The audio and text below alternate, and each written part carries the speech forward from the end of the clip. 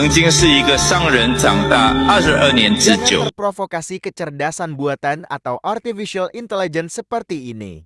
Teknologi komputer bisa mengadu domba bangsa akibat perseteruan Amerika dan Cina. Negara Cina sendiri terkenal sangat mendukung Palestina dari Kita sejak akan bahas kue ini dan Harris kue di negara komunis Vietnam. Kita bandingkan dengan komunis Cina. Jangan berpikir seperti anak kecil. Nah, anak kecil itu kan pola pikirnya sangat sederhana sekali. Tidak serumit mengurusi negara. Supaya diketahui mengapa beberapa kali Weni itu pada saat PK selalu mengatakan ingin sekali bersahadat, ingin cepat-cepat masuk agama Islam. Tetapi orang-orang Islam di Indonesia yang menyaksikan itu tidak pernah memberikan solusi. Ternyata tidak terlalu sederhana ya, karena memang Weni itu berada di Vietnam, di mana Vietnam itu kan negara komunis. Jangan sampai seperti suku Uyghur ya. Uyghur itu perlu diketahui bahwa ditekan itu gara-garanya salat berjamaah yang Dianggap sebagai upaya pengerahan massa yang membahayakan negara. di masjid karena berdatangan dari berbagai tempat. Kumpulnya umat Islam untuk salat berjamaah hingga ke halaman masjid mengagetkan pemerintah yang berkuasa. Upaya pemerintah Cina itu direspon oleh Amerika hingga saat ini. Lalu bagaimana dengan WTC? Dianggap tuh unjuk kekuatan. Gedung kembar WTC, apakah benar oleh teroris pesawat penumpang? Bandingkan dengan berita, heboh penindasan suku Uyghur di Cina dalam video cuplikan berdasarkan pengamatan wartawan berikut ini. Kesaksian wartawan Unilubis tidak boleh dilihat sebelah mata, namun kita harus ingat awal kisah, unjuk kekuatan umat muslim yang menggelar salat berjamaah, yang spektakuler hingga membludak keluar halaman masjid. Hal itu dianggap unjuk kekuatan, dan ini ancaman bagi negara komunis Cina. Seharusnya umat muslim menghormati pemerintahan di negara tersebut. Ingat pepatah bahwa perahu tidak akan tenggelam oleh air yang ada di sekitar perahu, tapi oleh air yang masuk ke dalamnya. Di Jakarta ingin membawa jurnalis dari negara dengan mayoritas penduduk muslim untuk lebih paham tentang muslim di Cina. Waktu 2016 itu yang lagi rame di sini adalah bahwa tidak boleh puasa. Harus diawali dengan negosiasi kenegaraan agar umat Islam itu damai di negeri komunis dan terus berkembang. Kalau sudah ditekan, pemerintah yang berkuasa jadi rumit, bahkan jadi konflik internasional. Pelanggaran HAM yang dialami oleh Uyghur Muslim. Gerakan yang dilakukan Weni harus dikawal agar tidak seperti suku Uyghur di Cina. Harus dipahami pemerintah salat Jumat, Taraweh, Idul Adha, Idul Fitri harus berjamaah, bukan ujuk kekuatan untuk makar. Negara boleh mengawalnya dengan kooperatif. Gerakan Weni mengajak kaum milenial Vietnam untuk berhijab harus diimbangi pemahaman penguasa komunis di negaranya yang tidak mengenal salat berjamaah secara massal. Alami di luar sepengetahuan Udin atau Harris Kui. Pertamanya saat hijab dikenakan, telinga dan rambutnya tetap terlihat, lalu kurin yang membetulkannya, padahal Weni belum mualaf. Tapi kini telah banyak wanita muda dan cantik dari Vietnam diajari tata cara mengenakan hijab. Good, cantik ya, beautiful, beautiful. Thank you. Berhijab itu masih aman. Tapi ketika salat Jumat berjamaah berkumpul di masjid bisa melahirkan kepanikan penguasa. Inilah yang harus dipahami pemerintahan komunisme, karena salat berjamaah itu hanyalah berdoa kepada Tuhan secara massal sesuai anjuran Rasulullah.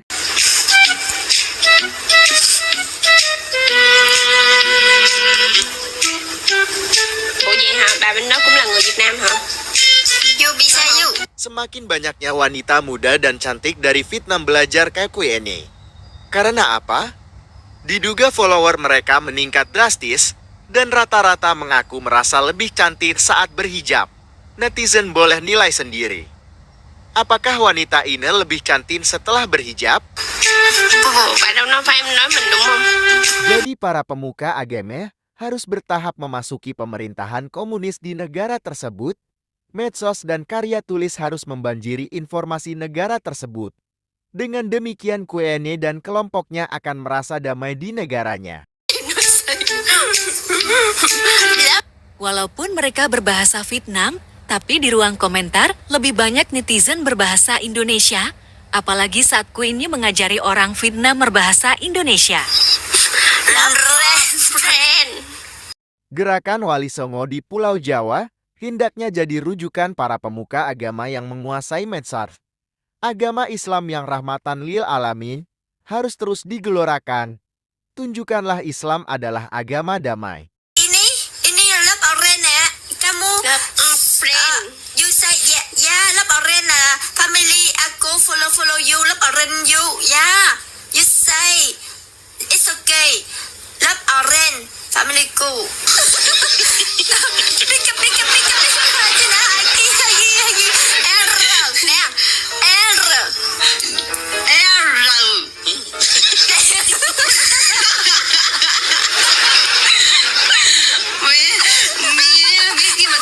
Mereka semuanya ini adalah orang Vietnam yang bukan Muslim, tapi bicara soal hijab dan bahasa Indonesia. Mereka pun di akhir acara semuanya mengenakan hijab. Sungguh luar biasa, bukan? Yeah. So many orang Indonesia. Begitulah cara Queenie mengajari dua wanita Vietnam, cara berhijab yang benar dan cara bicara bahasa Indonesia. Perhatikan saja dalam waktu singkat, sudah bisa menutup telinga dan rambutnya dengan rapi, bukan? Queenie bukan orang Islam, sudah banyak yang mengajari tata cara berhijab yang benar. Sudah sering sekali Queenie dalam TikTok mengutarakan ke netizen ingin segera bersahadat. Tapi tidak ada yang memberi petunjuk. Mengapa ya? Tampaknya dunia ini sudah terbalik. Orang non-muslim di Vietnam mengajari tata cara berhijab dan berbahasa Indonesia yang baik dan sopan. Sementara di Indonesia banyak pula ponces yang mengajari kebaikan kepada wanita muda yang mencari uang dari gadun. Apakah itu? Kita simak dulu video berikut dan amati komentar netizen di bawahnya. Kalau lagi PMS, lagi dapet, gitu, terus si gadun kamu itu, om kamu itu minta, kamu tetap datang, tetap mau. Ya palingan aku datang, ya kita nggak ngelakuin kayak gitu. Podcast seperti ini akan merasuk ke hati masyarakat milenial, harus bisa diprediksi dampaknya. Harus diimbangi oleh kegiatan yang menetralisir pengaruh negatifnya. Masalah gadun harus diarahkan melalui pernikahan yang sah saja. Jadi dia ngerti. Terus kan kamu bilang itu bukan tipe kamu. Berarti kalau misalnya tiap ngelakuin, kamu nggak nafsu dong sama dia? Ya sebenarnya sih nafsu, Kak, nafsu. Jawaban seperti ini tampak sederhana, padahal sangat menyedot perhatian netizen yang masih polos. Jadi kamu ngebayanginnya apa dong? Juga kan walaupun kita nggak nikah, tetap aku dinafkahin. Tuh. Terus kamu kalau lagi Tampaknya dunia ini seperti terbalik. Wanita Vietnam di TikTok banyak yang belajar berbahasa dan berbusana Islami. Seperti di awal video ini. Sementara banyak podcast yang berupaya menyadarkan wanita Indonesia yang mengulur-ulur pernikahan walau sudah punya pasangan. Mengapa? Karena ada gadun yang bisa memberikan nafkah lebih menjanjikan. Sementara di negara komunis banyak yang ingin bersahadat, tapi tidak diberi petunjuk karena diduga takut ada tekanan dari pemerintah komunis seperti suku Uighur di Cina. Sementara kaum milenial Indonesia yang memahami ajaran Islam masih ada yang sibuk mencari kekayaan lewat jalur pintas. Kompleks Muslim di tengah kota Xi'an ini menggambarkan kalau agama Islam juga dihormati di Cina. Bahkan buat yang belum tahu, beberapa hari ini aja Cina mengirimkan 6 kapal perangnya untuk misi perdamaian di area Timur Tengah dan berharap segera terjadi perdamaian. Negara Cina sendiri terkenal sangat mendukung Palestina dari sejak awal. Amerika sangat merespon kebijakan pemerintahan komunis Cina yang menekan umat Muslim Uighur, seperti dibahas wartawan dalam video ini. Untuk itu, saat Queenie berupaya mengajari budaya Islam kepada milenial Vietnam. Hendaknya direspon pemuka agama lewat pendekatan ke penguasa negara komunis di sana. agar memahami ajaran Islam. Hari ini aja Cina mengirimkan 6 kapal perangnya untuk misi perdamaian di area Timur Tengah dan berharap segera terjadi perdamaian. Negara Cina sendiri terkenal sangat mendukung Palestina dari sejak awal. Nah, jadi nggak benar ya tentang di Cina itu melarang agama Islam. Kalau seputar isu Xinjiang atau suku Uighur itu hal yang berbeda karena berhubungan dengan adanya aksi separatisme berusaha memberontak dari pemerintah Cina. Yang miriplah dengan GAM di Aceh di Indonesia silam. Manajemen keagamaan bagi pemuka agama dan umat muslim di dunia hendaknya melihatnya secara utuh. Realita penindasan terhadap pemeluk agama Islam di negara komunis Cina harus pula melihat latar belakang munculnya kekacauan itu. Tentu untuk menyelamatkan masyarakat Islam yang lebih besar. Untuk menghormati para pendiri Islam di Tiongkok, sejak itu hingga sekarang banyak masjid lain yang telah didirikan di seluruh wilayah di Cina. Masjid ini sendiri merupakan kombinasi arsitektur tradisional Tiongkok dan seni Islam. Dalam gaya Cina terdapat serangkaian paviliun dengan 4 halaman masjid. Masjid Agung ini berlokasi di tengah kompleks kota Xi'an, yaitu kompleks Muslim. Masalah Gaza harus jadi prioritas utama. Ingat kekuatan militer pemerintah komunis Cina sudah menunjukkan keberaniannya walau menuai pro dan kontra. Yang sebetulnya tidak tahu penyebabnya apa di situ. Padahal pemerintahan Cina saat ini membela Palestina bukan? Tapi sangat berbeda dengan sikap Amerika. Ini bentang Baitul Maqdis selesai. Kota suci ketiga umat Islam. Para pekerja dari Cina di Indonesia yang diberi kepercayaan jadi pemimpin perusahaan. Sempat ada konflik di beberapa tempat karena melarang umat muslim meninggalkan lokasi perusahaan. Secara bersama-sama di saat waktu salat Jumat, mereka memintanya agar salat bergantian, agar perusahaan tetap berjalan. Akhirnya terjadi huru-hara karena tidak paham. Perjuangan lewat diplomasi, menyatukan visi dan misi bersama, akan terasa perjuangan ukhuwah itu begitu indah. Ingat perjuangan Nabi Musa, ingat kekuatan Firaun, ingat perang tanpa mengorbankan nyawa, hanya mencari ridha Allah. Semuanya akan terasa indah. Nggak bisa sholat di sana, maka minimal kirimlah minyak, kata Rasulullah. Falyab'ats bizaitin yusraju fi qanadilih. Kirimlah minyak untuk nyalahkan lampu-lampu yang ada di Baitul Maqdis. Artinya hadis ini apa, saudara? Maksudnya pesan Nabi, ini Palestina bukan cuma urusan Palestina. Kini kooperatifnya pemerintah Rusia dengan umat muslim di negaranya, seperti halnya pemerintahan Cina terhadap polemik di Palestina. Cina dengan mengerahkan kapal perangnya di kawasan itu semakin jelas para pemuka agama dan pemerintahan mulai memahami ajaran Islam yang rahmatan lil alamin. Pemerintahan komunis Vietnam juga tampak lebih kooperatif lagi karena belajar dari Rusia dan Cina.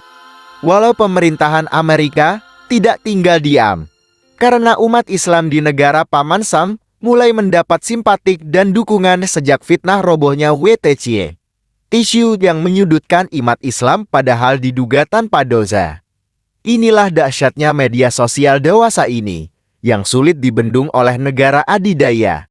Beliau bantu dengan harapan dosa kamu di internet selama ini Allah hapus berkat perhatian kamu terhadap umat Islam di internet. Perjuangan lewat edit film pendek dan share video kisah para pahlawan adalah ibadah, seperti mengungkap kisah menteri termiskin di Indonesia. Ini adalah perjuangan dan jihad lewat media sosial. Dia adalah Bapak Insinyur Sutami. Enggak berasal dari partai manapun, murni diangkat sebagai menteri karena Insinyur Soekarno, presiden kita saat itu, melihat betapa hebatnya kemampuan Pak Sutami. Sebelum diangkat, beliau terlibat dalam proyek penjernihan air di Bandung. Dikenal sebagai ahli beton yang sangat bertanggung jawab, sampai Pak Soekarno bilang, apapun yang keluar dari mulut Pak Sutami, itu udah langsung di ACC, nggak usah ditanya-tanya lagi. Karya besarnya begitu monumental di Jakarta. Pak Harto juga mempercayai beliau untuk menjadi menterinya. Tapi kok hidupnya miskin? Islam mengajarkan, harta yang kita miliki itu akan kena hisab. Maka Rasulullah tidak meninggalkan barang dan harta berharga, seperti Insinyur Sutami ini. Digantikan oleh Pak Soeharto, Pak Sutami ini tetap diangkat menjadi menteri. Bahkan disayang juga oleh Pak Soeharto. Beliau punya 2 rumah di Jakarta sama di Solo. Nah, yang rumah di Solo itu listriknya nggak bisa dibayar karena dia nggak punya uang. Jadi dicabut oleh PLN. Padahal waktu itu dia menteri tenaga listrik. Kisah ini akan jadi buah bibir bagi anak cucu kita kelak, berkat jari tangan kita yang mengirimkan berita ini lewat grup WhatsApp atau media sosial lainnya. Ini adalah bagian dari pahala yang akan kita dibawa ke alam kubur nanti. Di usia yang masih sangat muda, 53 tahun, dan karena penyakit hati serta kurang gizi. Kalian bayangin, Pak Soeharto nyuruh Pak Sutami berobat ke luar negeri, tapi Pak Sutami bilang dia nggak punya uang.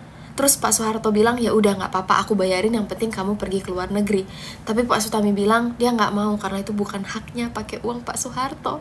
Sebelum meninggal, Pak Sutami bilang dia nggak mau dikubur di kuburan pahlawan karena dia ngerasa nggak pantas, dia bukan pahlawan. Apakah ada para pemimpin negara Indonesia saat ini yang meniru jejak beliau? Jawabnya banyak, namun beritanya akan muncul setelah mereka tiada di dunia ini. Begitu juga share pernyataan Pak Mahfud berikut ini. Ini adalah perjuangan kita bersama, walau hanya cuma share lewat WA atau membagikan ke sanak saudara. Dan terkejut karena putusan MK nomor 12 tahun 2024 ini tidak menjadi diskusi publik, tiba-tiba keluar.